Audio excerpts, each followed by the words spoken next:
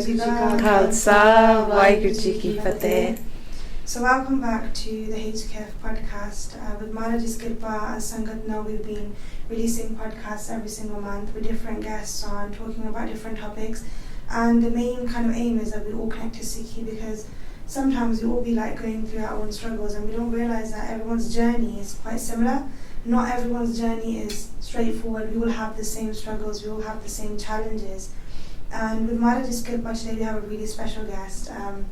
They've travelled really far to come to us today. With Maharaji's Kirpa, I'm sure everybody's heard of Bhenji before. So today we have Bhenji Navrup Kaur with us today. I'm sure everybody knows her from social media, Sikhmum. I'm sure, and Sikh parenting as well. So Maharaji's Kirpa, today we have Bhenji with us. Bhenji, firstly, Vaiguru Ji Ka Khalsa, Vaiguru Ji Ki Fateh. So we're really blessed to have Bhenji with us today, because I think, like we said before in the past, sometimes when we talk about Sikhi, we talk about history, some people feel like it doesn't make sense to them, because they feel like, no, but you don't understand, I'm struggling, or my life's different, it's not that easy. But when we listen to Bena, we listen to Sings, and we listen to people share their stories and their journeys into Sikhi, we realize that actually, no, we all do have this similar challenges, and it's really important, because that's quite inspiring for us as well, but also for everyone listening too, because hearing everyone saying that they have the same struggles, it kind of gives you that motivation that, we can take that step towards Maharaj. So firstly, Bhenji, the first thing that we'd love to know, for those people that don't know, maybe never heard of you before, if you could tell us a bit about you, what you do, and then we'd love to know a bit about, your journey into Sikhi and how did it begin.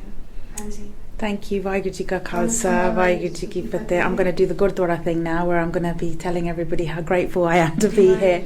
I am very grateful to be here. We've been trying to arrange this for over a year now, so I feel really blessed that you would even consider me to sit in this chair, because I'm really inspired by the work and the sewa that you guys are doing, and at your age. Hanji, what can I say? I'm a mother of 4. That doesn't define me though. Before I'm a mother, I'm a Sikh, and I'm a woman, and I don't look like everybody else, so I have different challenges to a white counterpart, if there is such a thing out there, and that comes with its own struggles. I'm a birthing doula, and for people who don't know what that is, it's basically somebody who supports women when they're giving birth, or when they're pregnant, or when they've had a baby. And the reason why I do that work is because I just remember having my children and using Naam as the best hypnobirthing tool ever. And you get people who are charging you £600 to teach you how to hypnobirth, when Guru Sahib's given you everything you need. And I just wanted to really help Bibia, whether they are Sikh or not, understand that your breath is the biggest tool that you can have. So that's basically what I do, and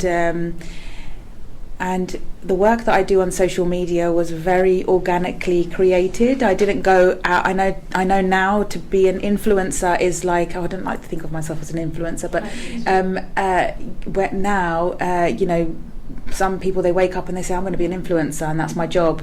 It didn't happen like that. My husband had struggled with his mental health, and he was like hearing all these stories about other Singhs that were killing themselves, and he just couldn't bear it anymore. So he was like, I need to put my story out there, and like you said, share with other people what he went through and how he overcame it, how he used Sikhi as a tool to help with his mental health.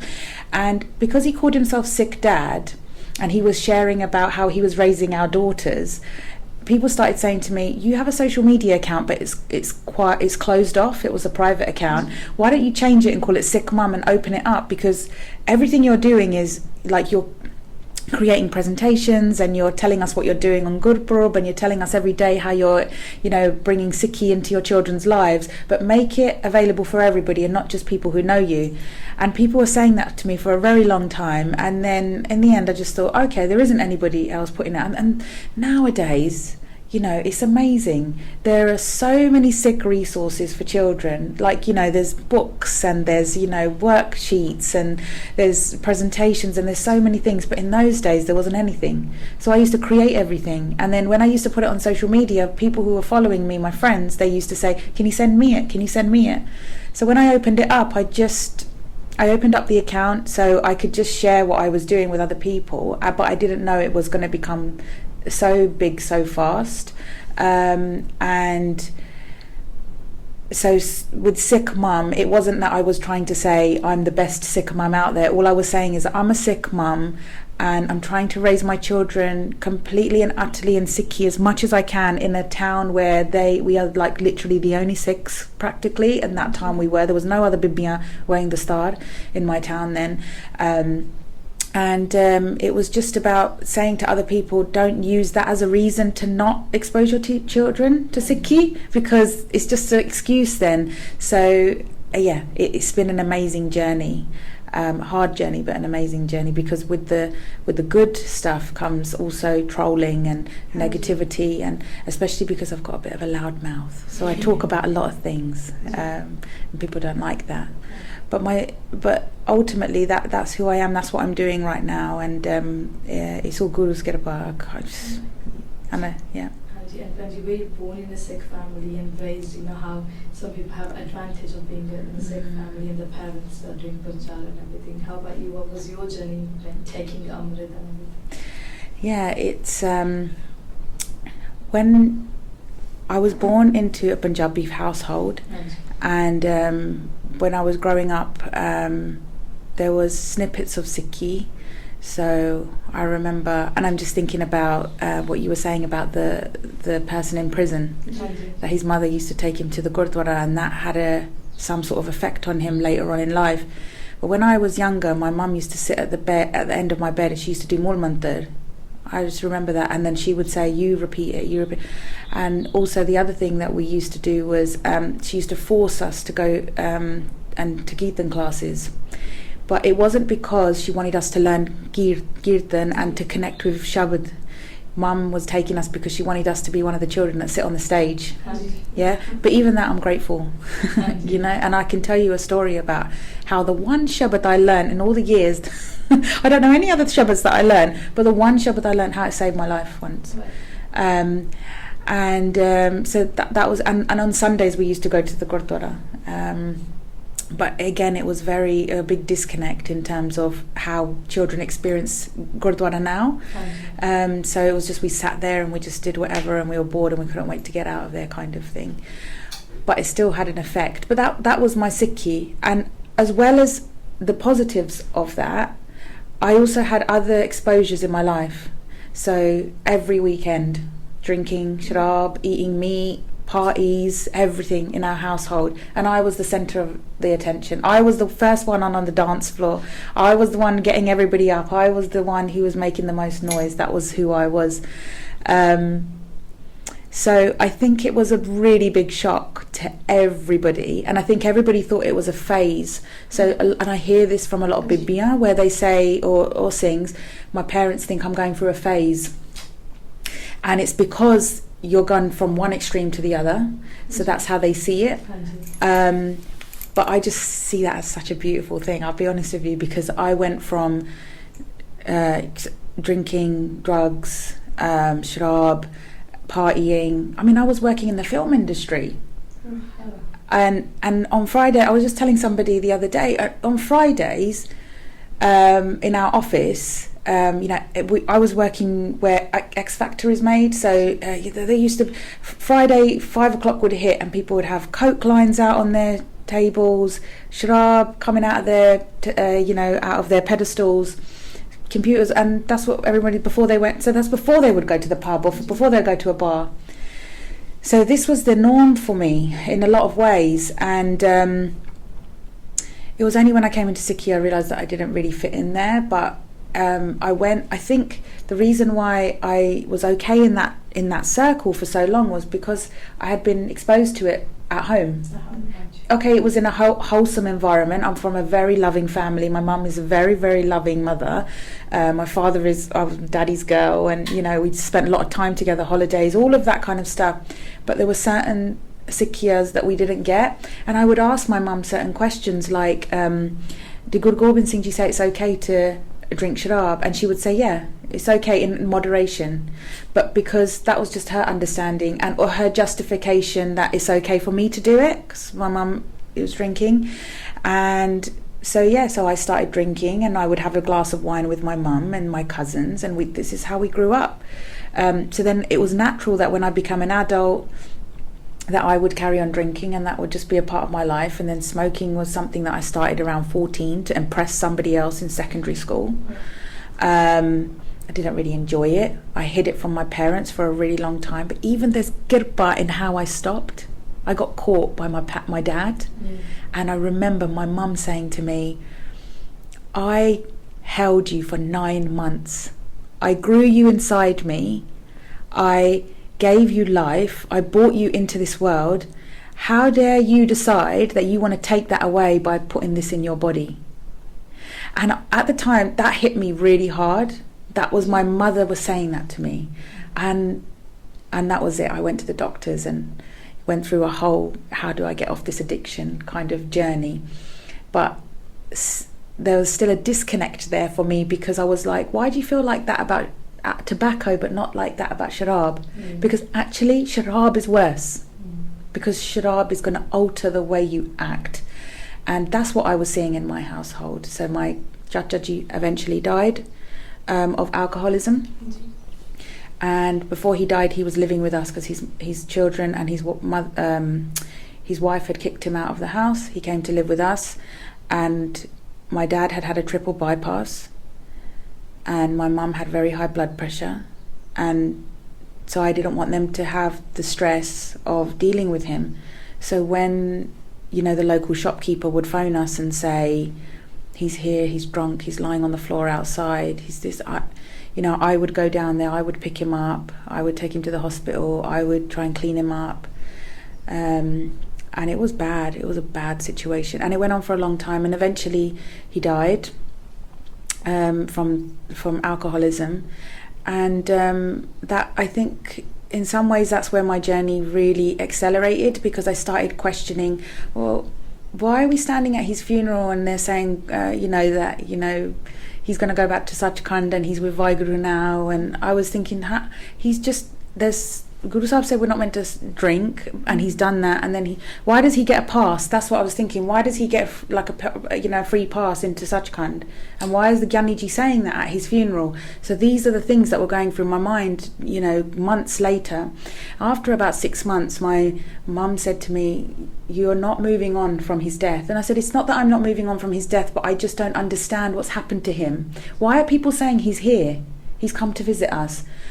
Why would you be able to do that destruction while you're here, and then be able to come and go as you please? It made no sense to me. It was like so, and I realized then I started reading about what Muslims say, what happens when you die. Didn't quite connect with it. Judaism, didn't quite connect with it. Hinduism, okay. I was like, yeah. Then someone said to me, have you even looked at Sikhi? Have you even looked at your own faith? And I was like, no, I haven't actually. And then they said, start reading about that. Then I started reading about that. It was quite similar to Hinduism in a lot of ways, but in that, you go into like some sort of reincarnation. And then I started, because I knew that we were reincarnated, but I didn't understand the depths of it.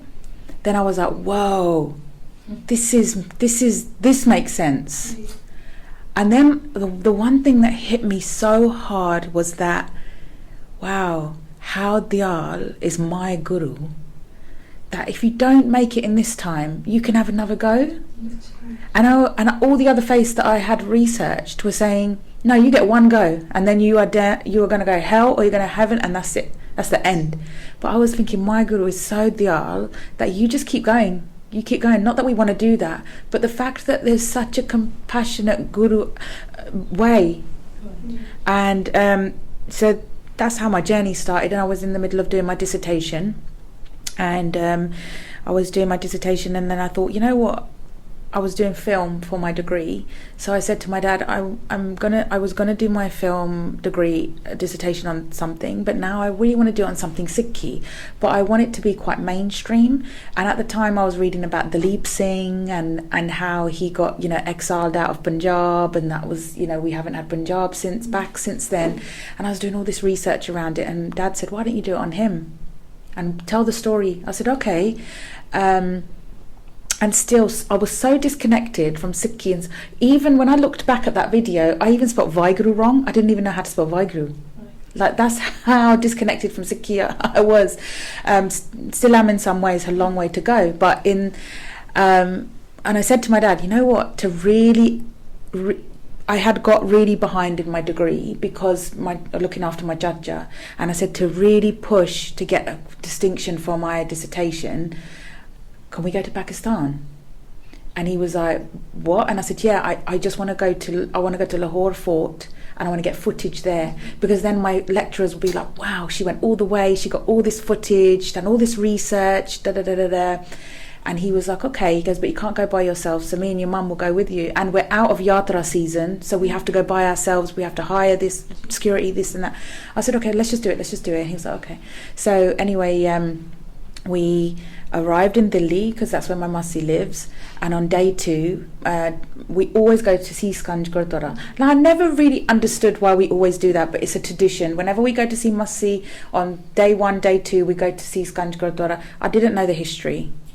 I didn't know anything. I didn't know what happens there. All I knew was that it was at Chandni Chowk, and the reason why I knew that it was there, because I used to love a film called Chandni was I was a child, and I used to do the dance moves from the film.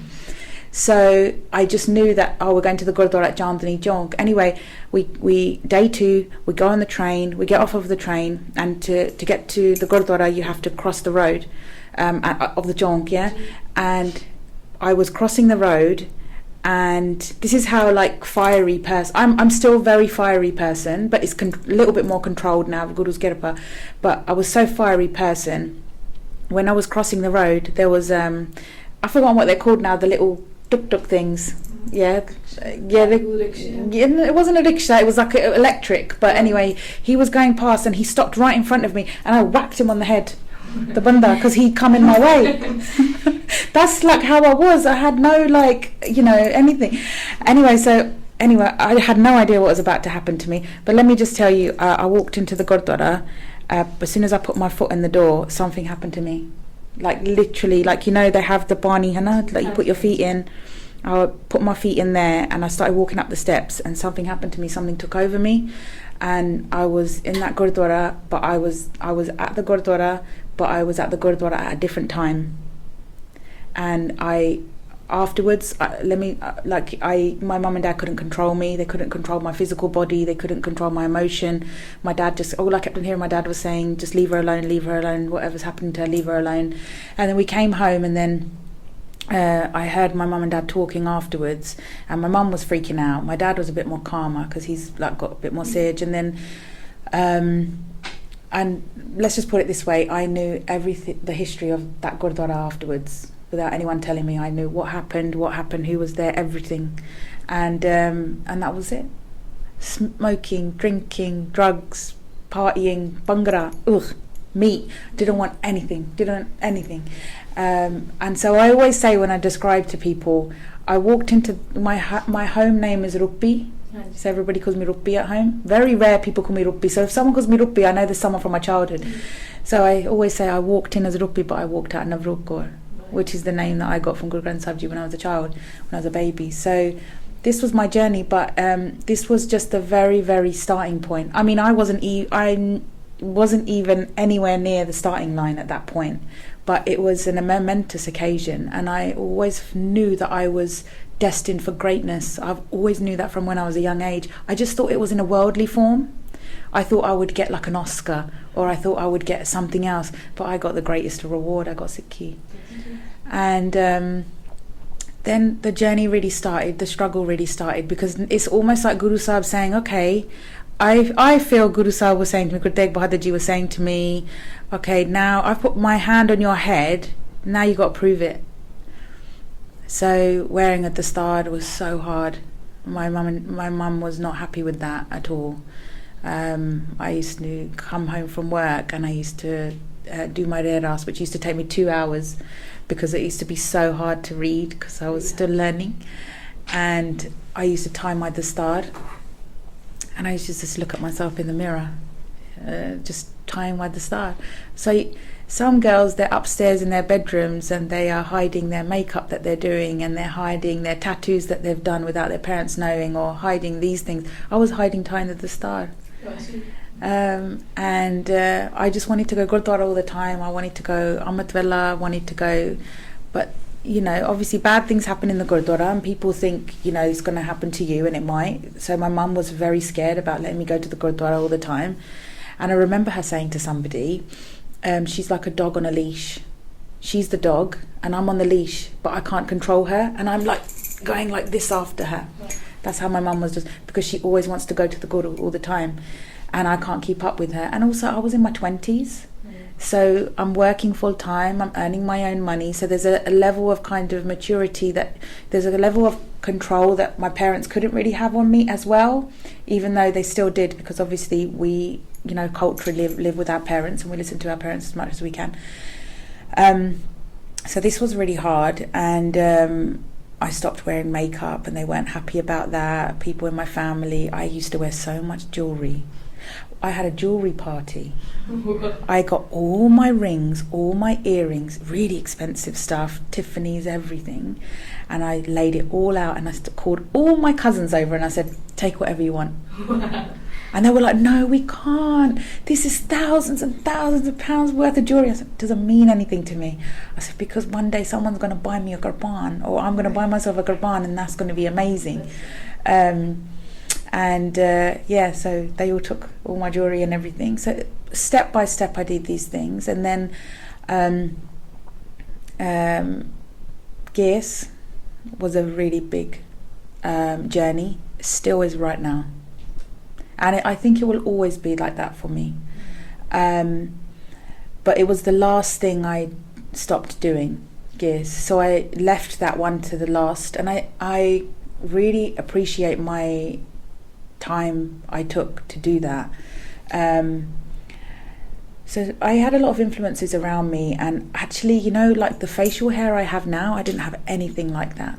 When I look back now, I had hardly any facial hair, but society put it into me that I had facial hair, and so I tried to be clever. And I know a lot of girls are doing this now, and I don't judge anyone because I've done it myself, but just know Guru is watching all the time, because I started knowing that I was going to be going to an Amrit and Jar. I started getting laser done, because someone told me if you get laser done it won't come back. That's a lie. It always comes back. It will always come back. It may not come back for a little while, but it will always come back. And you need to ask yourself the question, if your gears keeps coming back, maybe it's meant to be there. But and I done everything. I used to do waxing and this and my bikini line and all this, everything. I used to do all of that. Do you know how much pain women go through to conform to society? And I used to be one of those people, and I'm being really honest and saying we need to wake up and realise that you don't need to be loved by society. Most people that you're going to see on the street, you're never going to see them again. And anyway, so for me, I was doing that. One day I was laying down on the bed, and this girl Sherry, she actually used to insult me all the time. Oh, you've got so much facial hair. Let me do it down here. Let me do here. And I was like, no, you could just do this bit here. That's fine. And I used to take it, and I just it was we're laying down on the couch one day, and I don't know what happened to me, but I swear to God, like the Sahibzade were there, the Shoti Sahibzade, I saw them, and they were in my vision, and I was like, what am I doing? And I literally just got up while she had the thing, and I just got up, and she was like, what are you doing? And she was really like this, what are you doing? And I said, I can't do this. And she was like, why? Is it hurting too much? I said, no, I can't do it. I can't, this is a lie. And she said, what's a lie? And I said, me, this is a lie. This is not who I am. And I walked out. And she got, you got to pay me. I said, take it. And I said, cancel all the rest of my appointments. Because I had appointments all the way leading up to Amr Sanjar. And I cancelled all the appointments. And I came home and my sister was there. My sister also struggles with polycystic ovarian syndrome, which is what I have, which is what causes my facial hair. My sister has had laser done and she has had it all removed, and it just occasionally comes back here and there for her, so she can take care of it because she's not Amritari. She just does her thing, right? But she's the most supportive sister, and she said to me, what happened? And I said, this is what happened. She goes, you know, you can't go back. I mean, what sister says that? Yeah. And I said, I know. And I said, I'm just going to go to the guru like this. I was trying to be clever. I'm trying to be clever. Like, why? And now I see a lot of Bibi, and what they're doing is they're having laser and they're doing all these things to their legs, so then when they've taken Amrit, they can still wear certain kapre. Yeah? And it's just something we need to check in with ourselves about, why we're doing it. What's the need for it? So that was a long journey. But after I had my first child in 2009, I stopped breastfeeding her after about a year, and all of a sudden gears started growing on my neck and on my chin, and a little bit used to come every day, but I never used to notice it because my Singh didn't care, my daughter didn't care, no one else cared or anything like that. I was doing Cause Corner Sewa, and I was going out on the Bibia we were connecting with, they didn't care, so I didn't really pay any attention to it, and nor would anybody say anything to me at my work. But then one day something happened. I can't remember the exact day it was, but someone said something to me and it really hurt me, and I realised, oh my God, my body's changed. And then when I had my second child, then even more came, and then I became quite paranoid about it and started having quite suicidal thoughts. Started having thoughts like, oh, you know, if I had cancer then it would go, and really intrusive thoughts. And I'm only sharing this because when I talk to other Bibia, I'm not the only one who's thinking these things, because they think, because you go through this thing where you're like, the facial hair is so bad, how can I live in society with it? And for me, I've had a lot of people on social media message me, some nicely and some not so nicely, because I wear scarves. And I would rather say, I'd rather wear a scarf than commit a karet. So for me, if a scarf is giving me a security I need right now, then that's what I'm going to do. But I'm not going to disconnect from my guru by removing my gears. I know it's not easy. I know how hard it is for Bibia. They struggle so much. I speak to these Bibia every day, and I know how hard it is for them to every day get up and look at themselves in the mirror and go out. But you're not alone. You know, we're all together. And the amazing thing is I have a 14-year-old child now, and she has hair growing on her body, and we talk about these things, and I'm noticing insecurities inside her coming now. But I'm trying to take her into spaces where it doesn't matter. So I do a lot of activism work in like kind of female spaces, and when I take her, she'll wear like her long shorts. Are they called shorts or jorts? I don't even know what they're called now. But yeah, and she'll just have her facial, like her leg hair there, like a little bit showing, and she doesn't care. But she can't just do that anywhere, she says, I feel. So it's really important we think about empowering our children, about, you know, being proud of their body. I went to this event once, I was doing a talk on birth there called Love Jam. All the Gaudi are there, and I know this comes down to white privilege, I know that. So all the Gaudi are there, none of them had done their underarms, and none of them had shaved their legs, none of them. And they were all just walking around in their, you know, sleeveless tops and their skirts. And when Simon was like, wow, they don't even care, and none of the men care either.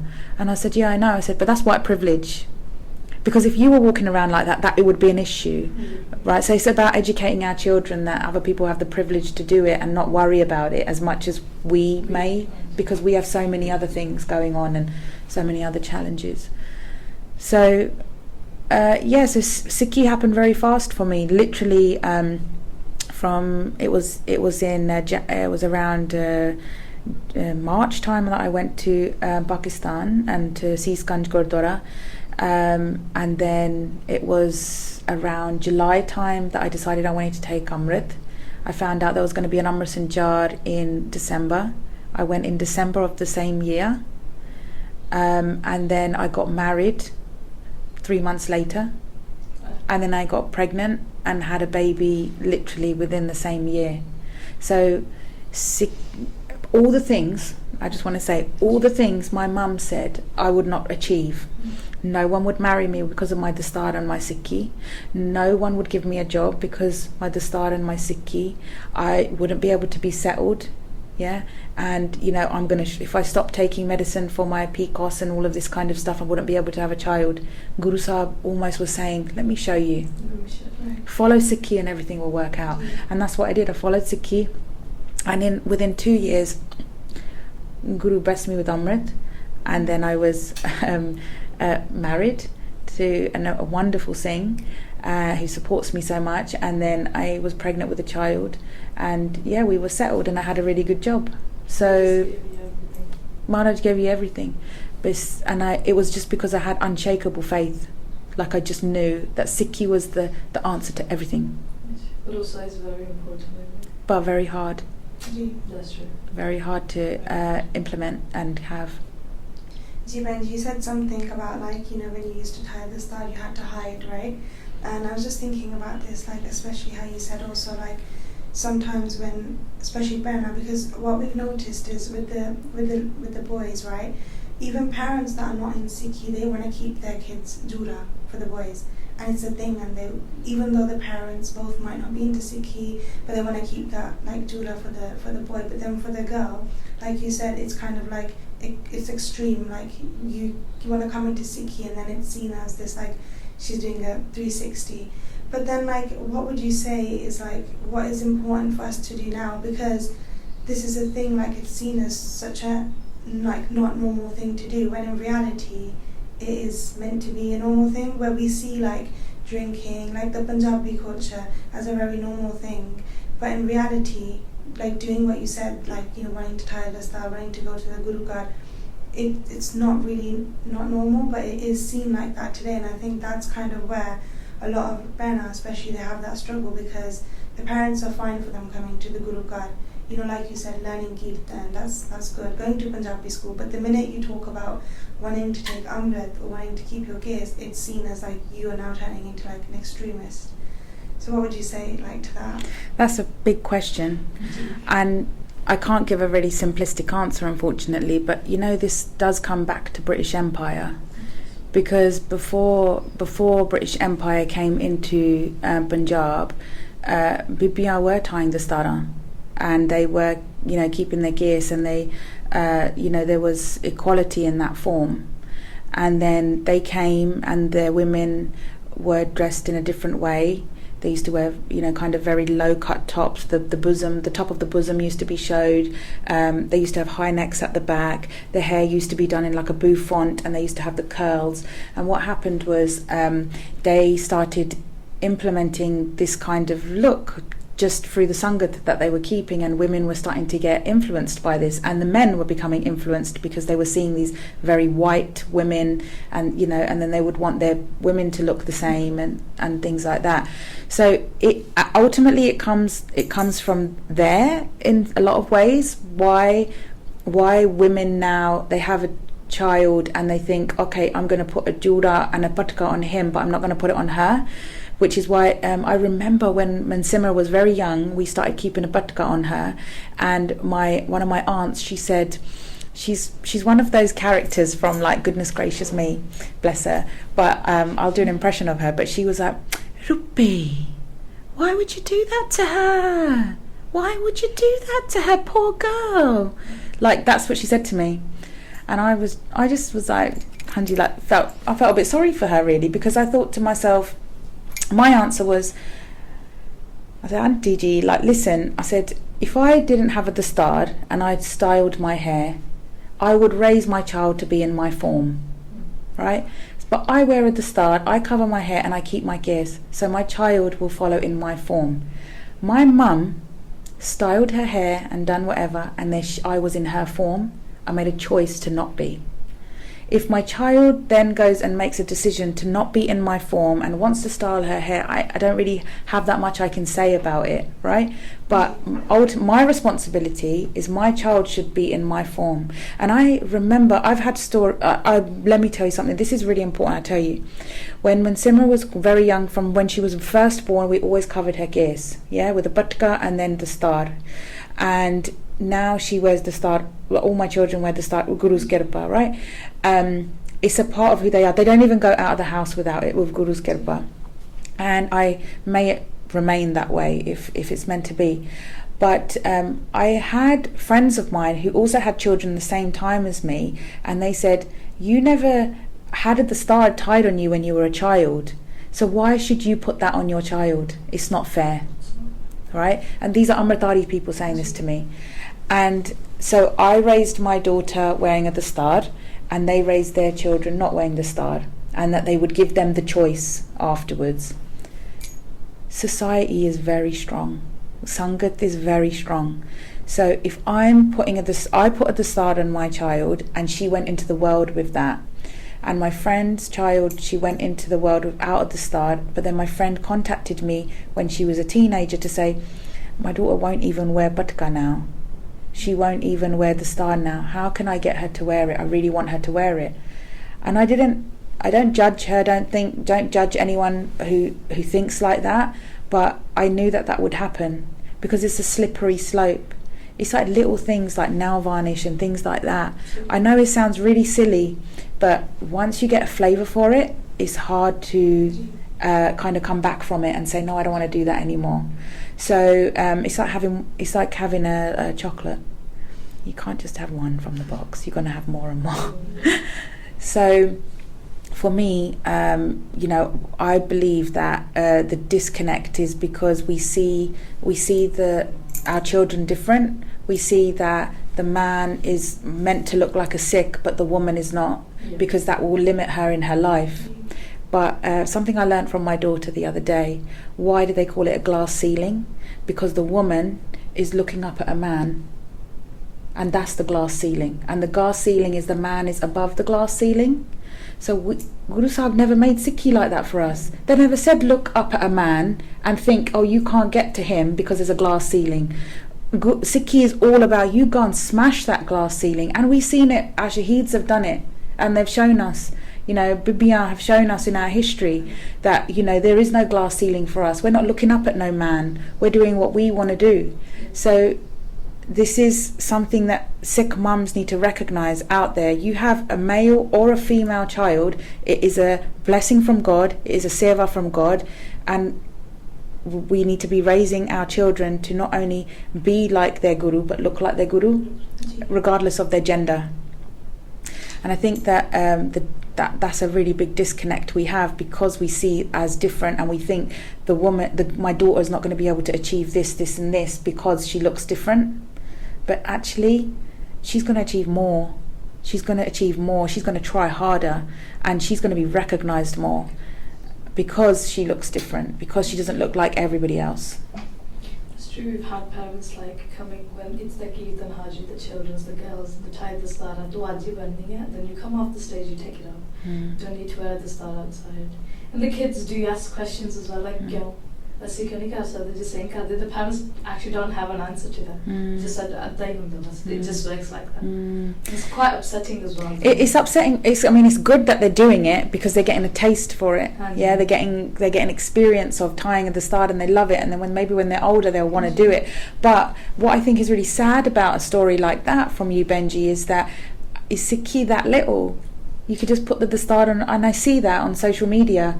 Some women, they think, I'll wear the dastard today, I won't wear the dastard today. Today I'm going to have a hair. I actually spoke to a Bajarak once, and I said she wears a dastard sometimes and doesn't.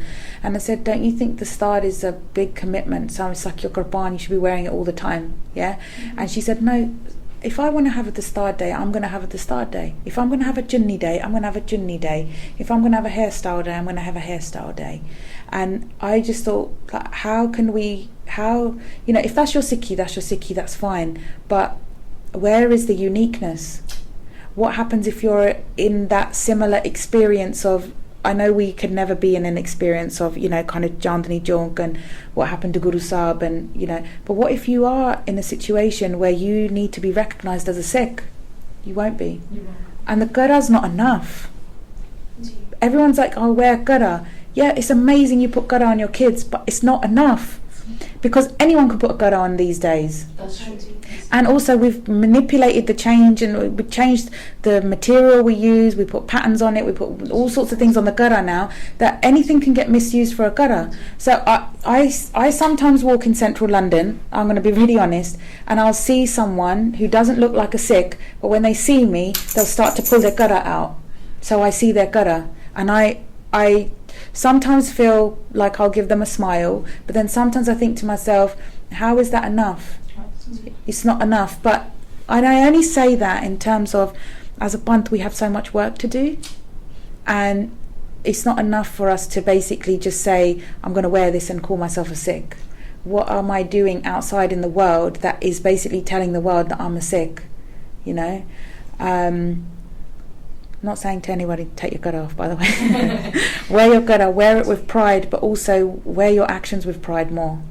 It's kind of like what you said about, when girls, and they want to keep their gears and they have that struggle and they think that, how will we fit in, right, with the gears? But then it's like, we should be tailoring our mindset to be that we were meant to be different, we were meant to stand out. So if you're standing out, that means you're doing something right. Yes. But now it's like, it's very hard for the upcoming youth because like you said, with social media, with the influences, it's hard. I think even though it was also hard in like back 20 years ago maybe, but I think the struggles were a bit different. And we do have more education now, we do have more access to Sikhi, but at the same time, with social media, it is quite hard for kids and the upcoming youth, because they feel like they're going to get judged more because they see this perfect image online. But like you said, if all the kids, if we all knew that, we're meant to be different, then maybe that would be...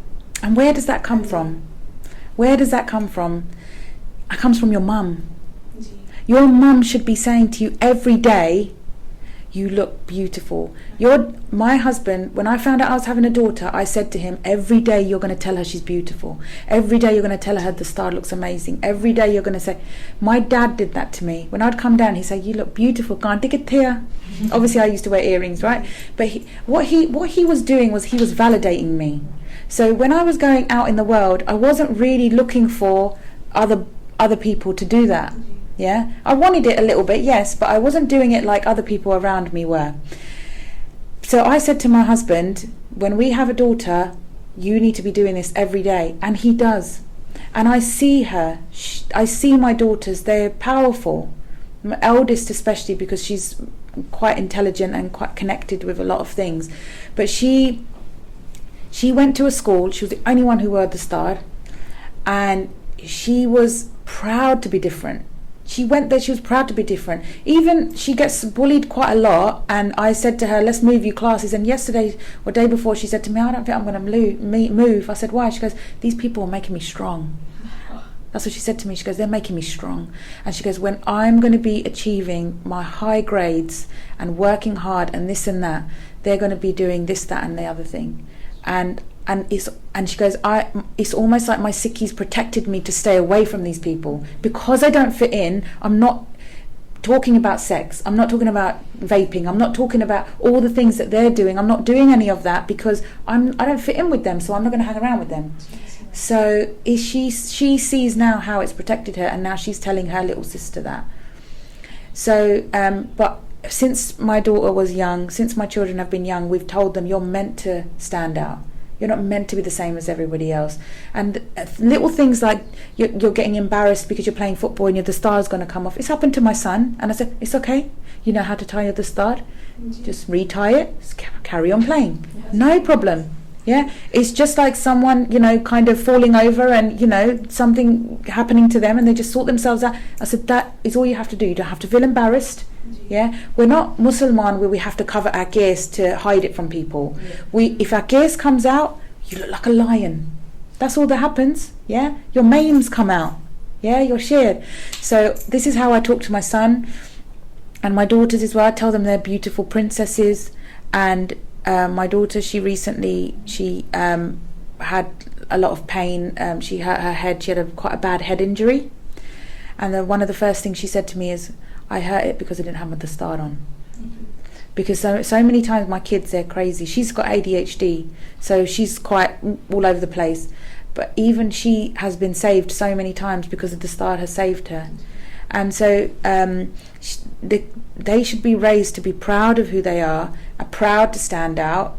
And I tell you something, my daughter, my eldest, and my youngest as well, they've been given so many my girls more than the boys, because boys is the norm, isn't it? Yeah. But with the girls, they've been given so many opportunities in their life where they've been picked out from a big crowd. No, you come into the stage, you come and do this, you come and do that. I have so many videos. My daughter, she got chosen to be a poet laureate. She got chosen in all these competitions. She had a book published. I'm not saying this to to inflate my ego or anything like that. I'm telling you that it's because of her Sikhi and her dastar and her uniqueness that she's been pointed out for all of those people because she looks a bit different. Let's have her. That's the power of it. As long as we recognise that when we get those opportunities, we represent Sikhi, and that should be our purpose. Because there are some things going to Parliament and things like that she's been invited to and we said no, we're not going to go there. So these are opportunities that are not for us. So those are important lessons as well to teach our children. It's very important, the parents' role in the child's life. So much. It's everything. Mother especially. And I was one of those people that I used to say, oh no, the husband has 50% input as well, but actually the mother has the most input. It has to, because she spends the most time with the child, and also when she's pregnant she's doing as much bhakti as possible while the child's inside her, and also the experience that she has while the baby's coming out. If you're using swear words and screaming in pain when your baby comes out, that connects you with your child. But if you're saying Vaheguru, you're making it a blissful moment, that will have an effect on your child and their later life as well. Well, these are the things we need to connect with as Sikh mums again. I really believe that. That's true. I think we can truly agree, because sometimes we see children come to Gurukar, come to classes, spend their time there, spend together, Sikhi, whether they learn about Sikhi, they go home, there's nothing there. The parents are too busy, or they don't spend time, or they don't know about Sikhi that the kids know now. So they come and they're like, my mom doesn't know about it, so I don't know what to do. Like, why don't you tell your mom that? Yeah. So that's what I think we're falling behind as well. We're forgetting about history basically. I think what it is that we're in this rat race to basically achieve things in a worldly sense, and that's important. That's important because through achieving in the worldly in the world, then we can contribute to the Panth. Yeah, so like the more money we earn, the more the Swand will give, the more the Swand we have, the more things that we can do out there. So that's really important. But I think where we're going wrong is where Sikhi is on like the back burner to it. And I read something the other day that said the only person that's going to remember that you worked late at work is going to be your child in 10 years' time. The person you work for, they're not going to remember you worked late that night. But that night that your child needed you, that your child will always remember you worked late. So we need to, it's all about priorities. That's the key. And I know I have so much sympathy for my Sikh mums out there. It's so hard to manage, life and work and children and in-laws, extended family, your own mental health, your own traumas, everything. But there are many, many ways we can do it now. There's so many things happening in different gurdwara, different organisations out there. who, and different kind of coaching programs that are Sikhi aligned, that are helping BIBI to overcome and really help prioritize in their life. And this work is important to be good mum, and another thing that's really key to that is not to compare yourself to other mums, because doesn't matter how much I don't wear Vana full time, but that doesn't mean that I'm going to be, I'm going to think to myself, my child's not going to get as much Sikhi from me because somebody else wears Vana full time and their child is getting exposed to that all the time. Yes, that's amazing, but actually I'm doing a disservice to myself if I'm doing that. And that's the same with someone looking at me and thinking, I'm not Amritari like her, so how can I bring Sikhi to my children the way she does? It doesn't matter how you're bringing Sikhi to your children. The key is that you're doing it in whatever form you can. So Bhenji, like in terms of like parenting, because I know that's kind of like a big thing that you focus on online as well. What is the importance of that briefly? Because I know, like Bhenji was saying, a lot of parents now, because of the fast-paced world that we live in, they do sometimes rely that, they do send their kids to the Sikhi classes and they think that's enough. They'll get everything they need from there and we're doing our best, which, like you said, is understandable. People are struggling and they have work and they have all these other commitments, but what is the importance of bringing that Sikhi into the home as well? And also you mentioned like talking to your children about topics that we don't really hear parents, to be honest, talking about. How do you kind of bring that topic and conversation in homes? Yeah, I think to answer your question, I think I would probably flip the question and say, how much time and effort did you take to help your children with their 11 plus? How much money did you spend on a tutor? How many days did you sit down with them and practice? How many days did you sit down and test them? And if you accumulate that, just put it down on a piece of paper and roughly accumulate that onto a piece of paper, and then ask yourself in a week, how many times did you sit down with your child and do Japji Sahib with them? How many times did you test them? How many times did you, how much money did you spend on a Qurban for them? There's Sikh children out there that don't even own a Qurban. That is like, I'm mind boggled by that. And that was one of the first things that Gurpreet Singh and I said to all the parents at Sikh Parenting. Invest in a Qurban for your child, a cerebral one, proper one, and teach them how to use it. Take them to Gatka, So anyone listening, if you were to do the mathematics of that, it will tell you where the problem is.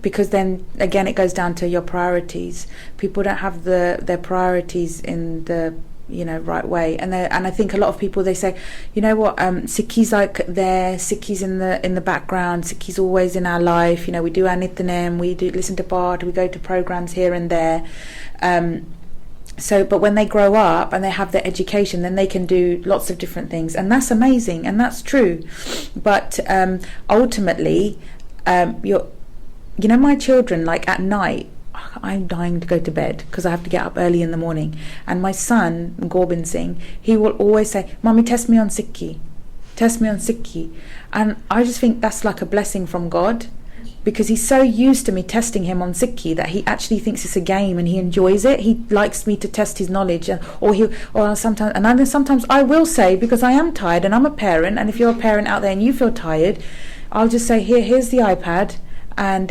go on, let's see how many points you can get on Super Sant, and I'll let him do that if I'm not feeling well, or if I don't have time, or if it's really late or something like that, and they love it, and so it's about making it fun, it's about making priority, it's about making time for your children, and I think that's the biggest problem we have. So Sikh Parenting, Gurpreet and I started it because we had loads of people who were messaging us and asking us for advice with their children.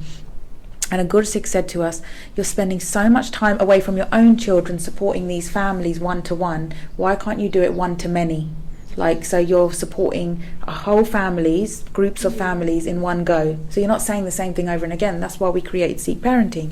But we realised when we were in Sikh parenting that parenting is not just about Sikhi. To be strong in our Sikhi, we have to overcome our traumas, we have to overcome our resentment, we have to be able to forgive people, we have to be able to deal with our mother-in-laws, we have to be ready for marriage, we have to be able to look after our own marriages. All of these things are a part of our parenting. Now, if you have a disconnect in your marriage, how can you focus on your parenting?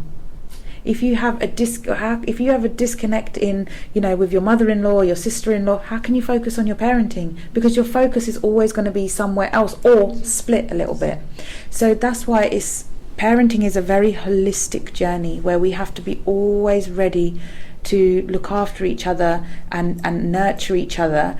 And this is the dangers that we have because Sangat is not being used in the right way. I remember when Gurpreet and I, we nearly split up one time, and it was really hard and a very challenging time. But the first thing I did was I just phoned up a Gursikh. I turned to my Sangat. I didn't care who knew what. If someone wanted to gossip about my relationship, they could gossip, but I needed help from the Sangat. So I went to the Sangat and I said, I need help. And they said, do this. We did those things, didn't work. Then they said, do this. Then I did that. That didn't work. I said, I want to go to Amrit Sanjar. We both went to Amrit Sanjar, and Guru Sahib did kirpa on us, and we started to rebuild our marriage again. That's a short story of it, but ultimately what I'm saying is now what happens is when we're having problems in our lives, whether it's in our parenting, whether it's in our Sikhi, whether it's in our marriage, whether it's in our mother-in-law household or whatever it might be, we're embarrassed to go to the Sangat because we're scared about being judged. And the Sangat, if that is the Sangat that you're in the wrong Sangat. You should be able to go to people and not be judged and not feel, you should be able to go and say, I need your help. You're a Guru Sikh, please help me. I'm a Guru Sikh. Our job is to help other, because if we carry on the way we're going, we'll become weaker and weaker. So we need to use the Sangat in the right way, and we need to become the right Sangat as well. Yeah, so gossiping and all of that, we have to stop talking about. I mean, I have heard hundreds and thousands of stories of people having problems, and that's just through Sikhmum. People messaging me needing help. Sometimes I can help them, sometimes I will signpost them, sometimes I will do my best. So they love it, and that's the kind of energy you need to bring in your household when it comes to things Sikhi. Make it fun, and it is fun. It's an amazing, very young but very rich history, and you want your children to be a part of that history. Our story is still being told, it's still unfolding, and we want our children to be a part of that. But they're not going to be a part of that if they're worrying about what they're wearing or what's happening with this celebrity or that celebrity. And when we talk about your journey into Sikhi, would you say that the challenges and the struggles are over, or are they continuing? Because I think some people have that kind of idea that when they see Amritari people, that their life must be perfect. Like you obviously went into a few of the topics today, but for anyone that's listening, thinking that it's going to be a straightforward journey once you take an Amrit, today on a daily basis, do we still have those struggles, and what are they? I don't know if I want to call them struggles, but I'll call them challenges. And I think that for some people, some things come easier, and for some people it doesn't. For me, I've always struggled with Amrit Vela and consistent Amrit Vela. But I know when I have a consistent Amrit Vela, life is just so easy. Everything just fits into place. And the days that I really struggle, if I've had disturbed sleep, or I've not feeling well, or I've not just been lazy and not got up, whatever those things are, then I know that I have more challenges in those days. So I think that's one thing that I always struggle with, and when I speak to other BIBI, they struggle with that as well. Some of us, what we do is we have a WhatsApp group, and then we wake each other up and we try and support each other like that. From Sikh parenting, we do things like that.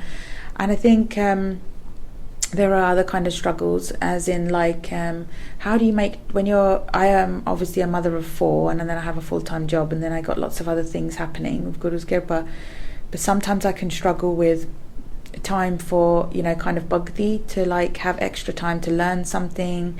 I'm so busy sending my children to classes and things like that, and you know, clubs and santya and kirtan and things like that, then I don't really get to do it myself. So that can be quite a struggle. So it's about finding those pockets of moments where you can really just appreciate and be in gratitude for what you have. So even if it's 5 or 10 minutes here or there, or even if it's waking up a little bit earlier every day to build on something. But the struggle, I don't want to call it struggle, because I think if you think of it as a struggle, then you think of it as something negative, and when you think of something negative, it's harder to basically to eradicate it. But I think when you think of it as a challenge, then it's something that you want to try and win over and help you to get closer to Guru Sahib. So there are many challenges that still remain in Sikhi, but you know what? Why are we such a minority? Out of all of the 6 main religions in the world, why are we a biggest minority? Because Guru Sahib didn't want numbers. They wanted quality. They wanted quality. They wanted the people. So it's like childbirth, yeah? A lot of people say, oh, you know, this and that about childbirth. And in the olden days, when anaesthetic was introduced to women when they were having a baby, a lot of people said no. A lot of religious people from obviously the Catholic faith in this country, they said women should not have anaesthetic when they are having a baby, because they should feel the pain of having a baby. I don't personally think it's pain that we feel. It's a sensation that we feel. It's a sensation of God. It's a divine feeling when we have a baby. And why shouldn't we? We're being given this massive gift, this big dart, a human form. Right. We have to go through something for it. We can't just get it on a plate, otherwise we take it for granted. And even though we go through that, we still take it for granted. So that's why, you know, we need to really recognize that these challenges are keeping us on our toes. It's when we become complacent and think, I'm satisfied with not having an Amrit Vela. I'm satisfied with not progressing with my Sukhmani Sahib or knowing it off by heart, or I'm satisfied to not learn, you know, Asaki Var, or I'm satisfied not to go to the Gurdwara. When we become like that, then we need to check in with ourselves and understand, is there something going on with me? Is there a disconnect? I think, in my own opinion. Right. But if we're always striving for something because of the challenges, then we're doing better than we were yesterday, I think. And just going back to the last question that you asked me, and I missed out a bit because you asked me 2 questions in one. As parents, we need to recognize that the world is changing, and it's changing all the time, and it's changing according to an agenda that is very, very much disaligned with Sikhi. So you'll see now that there are a lot of Gur Sikhs and non-Gur Sikhs, and, you know, like a lot of Gore, a lot of white people, and who are taking their children out of school now, who are homeschooling and things like that, because the curriculum is changing. The curriculum is going in a different direction. And what I want to say is, we can be quite scared to talk to our children about taboo subjects, but we really need to recognize the damage we're doing. I'm going to talk about it very frankly and say, how did I learn about sex when I was a child? I learned about it through people in my school. So I did not have a good experience of what that was meant to be, according to Sikhi. So in Sikh parenting, what I did was I created a presentation on how you talk to your children about sex. Where in Gurbani does Guru Sahib talk about this? What is the purpose of it? What is it meant to be like? You know, what are the traumas that come with it? What are the challenges of it? What are the dangers of it? Why did Guru Sahib say that we shouldn't have a girlfriend and boyfriend? We should only be married to one person? All of these things was included in that. And then I gave the presentation to the parents, and I said, now you go and tell your children, but don't let the school tell your children. Because if you're the person who's telling your child in school, yeah, if they are not aligned with you, and then how are they going to be able to teach your child about sex? They're going to be teaching them in a way that is not aligned with you, yeah? And everything in the world now is so sexualized. Everything is about sex now, and we need to make sure we're arming our children to understand and protect them from these things. Protect them to understand who they are, what their body is made of, who they're meant to be, all of these things. But now, you can go to school and you can get called something else. The school will say, you want to call yourself something else, you can call yourself something else. We need to be, and also we need to remember we're sovereign. We're sovereign Sikhs. We do not need to answer to any institution. Therefore, we should be ready to stand up and say, my child's not going to be in that PHSE class today. We're going to be teaching our child about this. We do not need the school to talk to our children about it.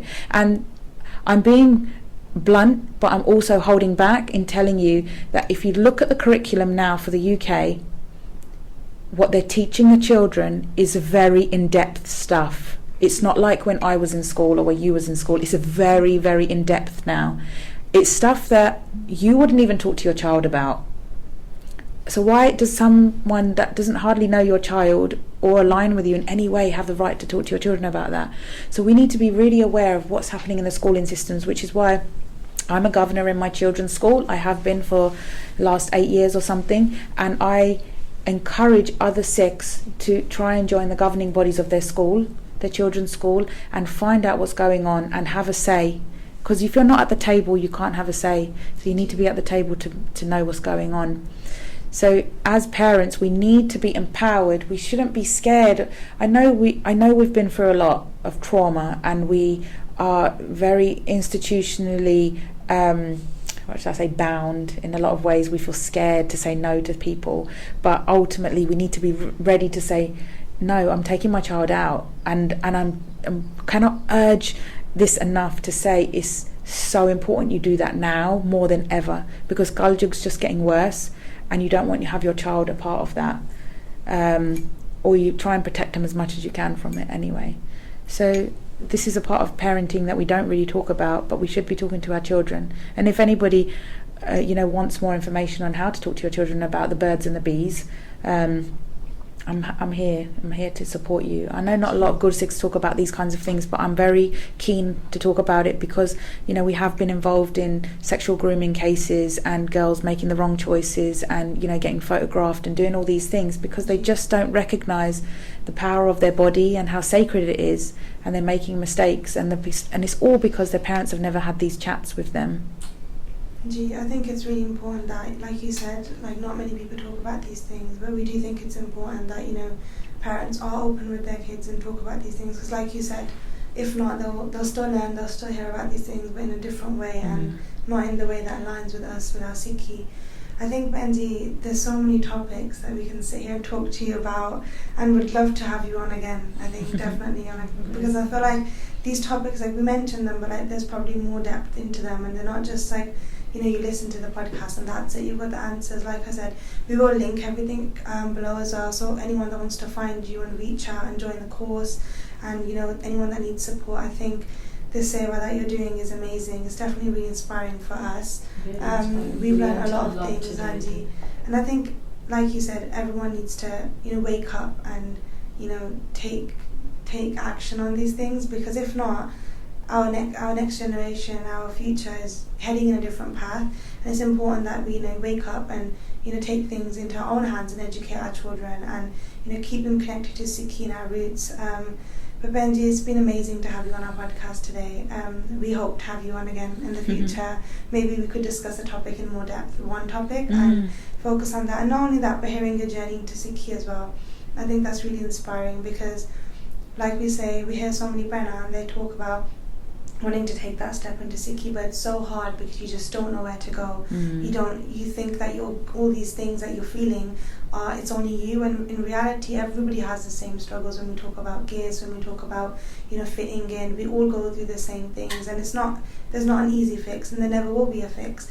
It's all just a journey, and I think hearing your journey into Sikhi was really inspiring, and we hope that anyone that's listening to the podcast takes that away, takes that first step towards Sikhi, whatever it is, going to the Guru Card, take that step, because that's the most important thing. Like you said, once you take that step towards Maharaj, then all these other worries that we have, they go away. There's just a worry in our mind, but if we take that step towards Maharaj, then Maharaj does Kirpa, and Maharaj blesses us with Sikhi. So Bhenji, thank you so much for coming. You know, we hope that everyone's learned something from you today. We definitely have. And thank you so much, Bhenji, for Thank you for today. having me, and I appreciate it. Waheguru ji. Waheguru ji ਕਾ ਖਾਲਸਾ, ਵਾਹਿਗੁਰੂ ਜੀ ਕੀ ਫਤਿਹ।